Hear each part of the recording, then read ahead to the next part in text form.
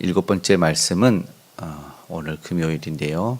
금요 기도의 시간에 마지막 일곱 번째 아버지여 내 영을 부탁하나이다 라는 말씀은 금요 기도회 때 나누도록 하겠습니다. 위대한 사명의 완성을 우리는 이제 다 이뤘다라는 말씀을 통해서 우리는 먼저 살펴보게 됩니다. 사명의 완성, 목적을 완수하셨다는 것입니다. 사실은 십자가에서 달리시기까지 조롱과 멸시를 받으시고 어떻게 예수님이 저 백성들에게 무지한 죄 없으심을 선고받았음에도 불구하고 저렇게 억울하고 원통하게 돌아가셨을까. 사실은 이 십자가에 돌아가시는 모습을 보고 이해가 되지 않았습니다. 나중에야 지금에서야 이해를 조금 하게 되지만 사실 제가 처음 20대 때 이 성경을 보고 믿음을 시작했을 때 이게 참 받아들이기가 어려웠어요. 너무나 제가 죄송스럽고 화도 나고 제자들한테는 막 실망스러운 거예요.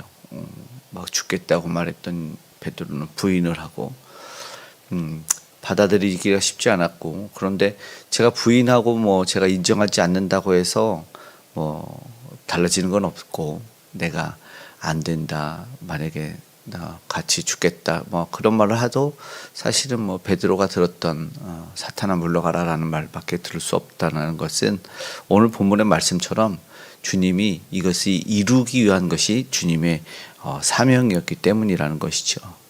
이해할 수 없지만 사실은 주님이 이 십자가에 달리시기 위한 목적으로 이 땅에 오셨다는 것을 알았기 때문입니다. 물론 주님을 십자가에 달리신 주님처럼 저들을 다 이해하고 용서하기까지는 어렵고 힘들지만, 그래도 비로소 오늘 깨닫는 것은 십자가는 위대한 사명의 완성이었다라는 것을 우리가 보게 됩니다. 가상칠언의 말씀은 그것을 특별히 더 드러내고 있습니다. 십자가는 용서를 시작했고 낙원에 이르게 했고 또 새로운 관계를 형성해서 공동체를 이루는 교회와 가정을 보여주셨고, 그것이 이 고통의 의미를 부여해서 다시 한번 말씀에 입각한 그런 모든 것을 새롭게 만들어낸 것을 보게 됩니다. 말씀에 입각한 것, 바로 오늘 주님이 이루시기 위한 목적이다. 그래서 오늘 우리의 삶도 우리 주님처럼 목적이 이끄는 삶을 지향해야 된다 생각합니다. 예수님이 제자로 살겠다라는, 그리고 예수님은 제자를 삼아라라고 말씀하셨다는 것은 이 땅에 목적 없는 이 인생들에게 새로운 목적을 부여하라는 것입니다. 예수님은 사명 따라 사셨고 목적을 완수하셨습니다. 우리의 목마름이 사실은 하나님의 목마름이 되어서 그분의 목마른 그 갈증을 해소하는 삶을 살아야 될 것인데, 그것은 바로 목적을 이루는 삶, 사명을 완수하는 삶이 되는 것이죠. 의미 없던 인생이 의미 있는 삶이 될 때는 달라지죠. 우리가 잘 아는 목적이 이끄는 삶이라고 리거런 목사님의 책이 이렇게 요약을 어느 정도 하면, 목적은 삶을 단순하고 심플하게 한다. 목적은 분명하게 삶의 의미를 부여한다. 목적은 삶의 어떤 초점을 제시하는 것이기 때문에 목적을 알면 삶의 의욕과 동기가 생긴다. 그래서 중요한 영생을 준비할 수 있게 한다. 이것이 목적에 대한 새로운 요약이었습니다. 문제는 목적이 있느냐 없느냐였고, 목적이 없다는 것은 비참한 인생이라는 것을 사실 보여줍니다. 비극이죠. 왜 십자가가 목적이라면 그 당시 사람들은 이해할 수가 없었을 거예요. 왜냐하면 가장 처참한 교수형의 자리가 십자가였기 때문이겠죠. 그런데 그 십자가의 그 처참한 비극이 목적이 된다라는 것은 오늘 너무나 달랐어요. 예수님이 다 이뤘다라는 이 목적 완수, 이 선언은 도대체 우리가 무엇을 말씀하는지 살펴보지 않을 수가 없다는 것이죠. 머리를 숙이니 영혼이 떠나가시나. 그러니까는 그것이 맞잖아요. 원래 죽음이라는 것이 완전히 힘이 빠져서 아무 힘도 없어서 머리를 숙이니 영혼이 떠나가셨다. 이게 맞는데, 영혼이 떠나가시니 머리가 떨어졌다. 이게 반대로 되어 있어요. 그러는 예수님은 영혼이 떠나가서 머리를 숙인 것이 아니라 머리를 숙이신 이후에 이제 영혼을 떠나보내는, 분명하게 십자가에서 죽음을 스스로 맞아들였다라는 것을 우리가 볼 수 있게 됩니다. 목적을 받아들인 인생과 아니면 받아들이지 않는 인생 어느 것이 맞냐, 목적을 부인하는 인생이 맞냐, 뭐 여러 가지에 대한 저마다의 생각들이 있을 수 있고 답이 있을 수 있지만 피조물로서는 목적이 내게 주어졌다면 창조주의 입장에서는 그 목적을 이루는 것이 사실은 당연하다 생각합니다. 성경에서는 그 목적의 인생이 토기장이로 좀 잘 비유가 되죠. 우리도 물건을 이 목적에 맞춰서 사거나 만들거나 취할 때 목적에 맞지 않으면 그것을 취해서 버려버리죠. 우리가 뭐 반려견을 요즘에 많이 키우는데 개는 훌륭하다 해서도 주인을 물거나 이웃을 이렇게 해치면 안타깝지만 그 강아지 개들은 눈물을 먹고 안락사를 시켜야 된다는 아주 단호한 이야기를 하더라고요. 그것이 어쩌면 하나님과 우리의 관계를 생각해 볼 수 있는 것이죠. 하나님에게 사실은 모든 것이 달려 있습니다. 우리는 목적, 내게 부여한 목적, 우리에게 주신 목적에 맞는 삶을 살아야 되고 또 그 목적대로 살 수 있기를 기도해야 될 것입니다. 당연합니다. 그렇다면 왜 십자가에서 이루신 것이 최고인지를 또한 살펴볼 수가 있는데 여기가 완성이다. 오늘 말씀에는 다 이루었다 하셨기 때문에 분명하게 말씀하시는데 신포도주를 받으시죠. 이것이 예언된 일이었다라는 것을 보게 됩니다. 시편 69편 21절의 말씀이 있습니다. 함께 읽습니다. 그들이 쓸개를 나의 음식물로 주며 목마를 때에는 초를 마시게 하였사오니 이거는 모략을 탄 포도주에 대해서 또 다른 복음서에 나와 있는데 쓸개를 타거나 진통과 마취의 효과가 있어서 십자가 안에 이 죄인의 이 고통을 좀 줄여주는 것 같아요.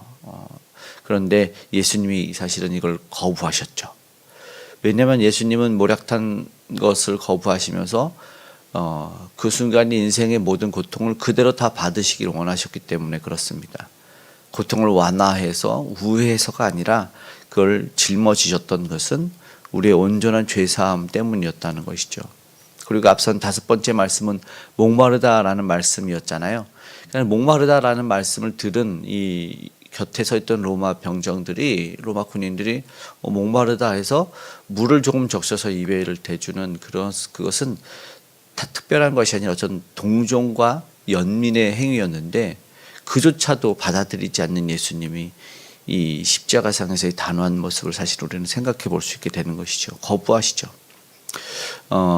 중요한 그 죽음을 수용하는 5가지 단계가 있어요. 사실은 이제 암 환자들한테 적용이 되는 엘리자베스 큐블러-로스의 이야기인데 처음은 부정을 한대요. 자기가 그런 사실을 죽어야 된다는 사실을. 그리고는 분노한대. 2번째는. 그리고는 협상하죠. 신에게 협상을 한답니다. 하나님 내가 살려주면 뭐 하겠습니다. 그 다음은 안 되면 체념하고 우울에 빠진대요. 체념. 마지막은 수용의 단계로 간대요. 5번째 마지막에. 그러는 이 주님은 사실은 이것을 이제 생략하시죠. 일반적이지 않은 것을 보게 됩니다. 그러나 고통을 그대로 받으시는 이유가 영광이 거기에 있기 때문에 그렇습니다. 십자가에게 그렇게 보여주기를 원했다는 것이죠. 예수님이 말씀하는 다 이뤘다는 것은 진짜 완성과 성취였습니다. 십자가의 고통의 숨을 몰아쉬면서 공표하시는 것이죠. 내가 다 이루었다. 가장 비참한 형틀, 죄인들이 죽는 그곳에서 아까 말한 로마 병정들이 지켜봤을 때 이 식민지 청년이 하는 말이 무슨 말인지 도저히 이해가 안 되죠. 이거는 정신 나간 소리 같고 거짓말 같은 이상한 소리였는데 왜 제자들도 다 떠나간 상황 속에서 뭐 이뤄둔 것도 없고 머리 둘 것도 없는 그 예수님이 도대체 무엇을 다 이루었다는 말인가? 아무리 봐도 실패자고 패배자인데 그런데 이 십자가에 대해서 윤동주 시인의 시가 하나 있어요. 제목이 십자가인데 중간에 이런 표현이 있습니다. 괴로웠던 사나이 행복한 예수 그리스도에게처럼 십자가가 허락된다면 이렇게 역설적이죠. 괴로웠던 사나이 행복한 예수 그리스도. 이게 굉장히 예전에도 많이 생각하게 하는 건데 역설적인 이유가 있죠. 십자가에서 괴롭지만 무엇 때문에 이 시를 해석해 놓은 것이 있어요. 연행으로 막 해석해 놓은 데 보면은 인류의 구원을 이룬 것으로 인해서 행복할 수밖에 없는 예수님의 사역의 완성 이렇게 되어 있습니다. 맞죠. 괴로웠지만 행복한 사나이 예수 그리스도. 예, 그분이 이룬 완성이 무엇인지 사실은 우리는 알고 있다는 겁니다. 십자가에서 이룬 구원의 사역이죠. 십자가를 최고의 완성으로 여겼다는 것입니다. 한 번 더 생각해 본다면 그것이 무엇이냐면 희생제물로서의 완성이었기 때문이라는 것이죠. 예수님의 오심을 예비하고 세례를 베풀었던 세례 요한이 예수님을 무엇라 비유게 했냐면 보라 세상 죄를 지고 가는 어린 양이라, 하나님의 어린 양이라 이야기를 했습니다. 그렇다면 예수님의 십자가의 죽음은 유월절 어린 양의 죽음인데 성경에서는 분명하게 이야기하는 것이 제사장들이 이 양을 준비하는데 시간도 동일합니다. 해질 무렵의 전날에 안식을 준비하는 그날의 준비일에 예수님이 그것을 준비하죠.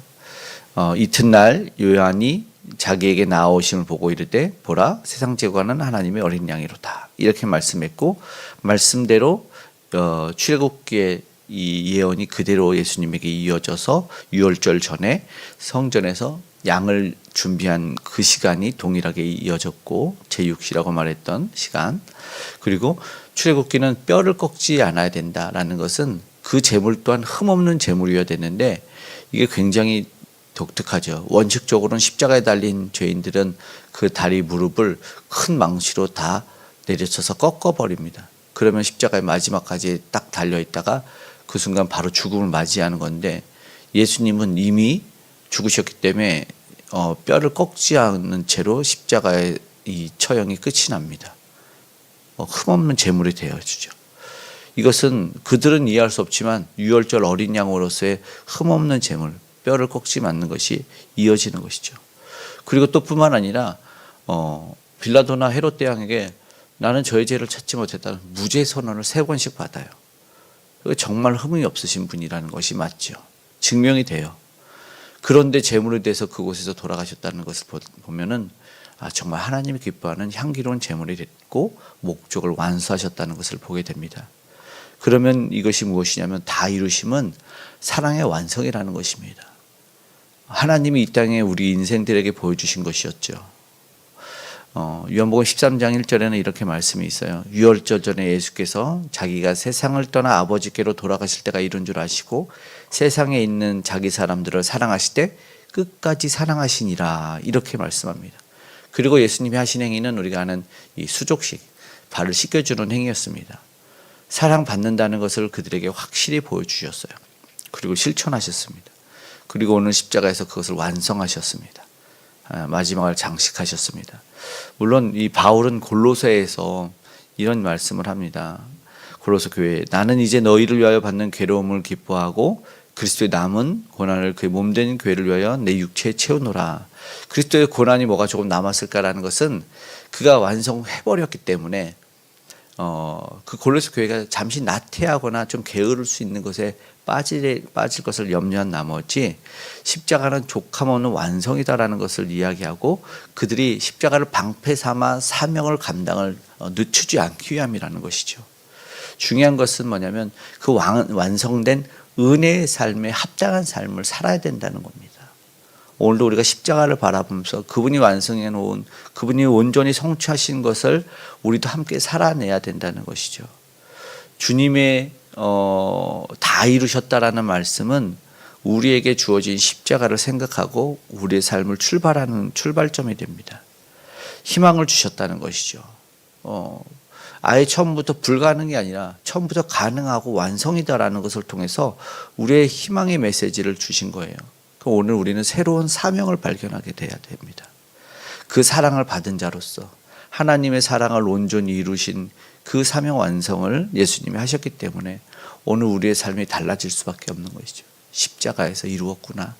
내가 할 수 없이 나는 그저 은혜로 그 모든 사랑을 값없이 받았구나라는 것을 통해서 우리의 삶은 소망으로 기쁨과 감사로 출발할 수 있는 것입니다.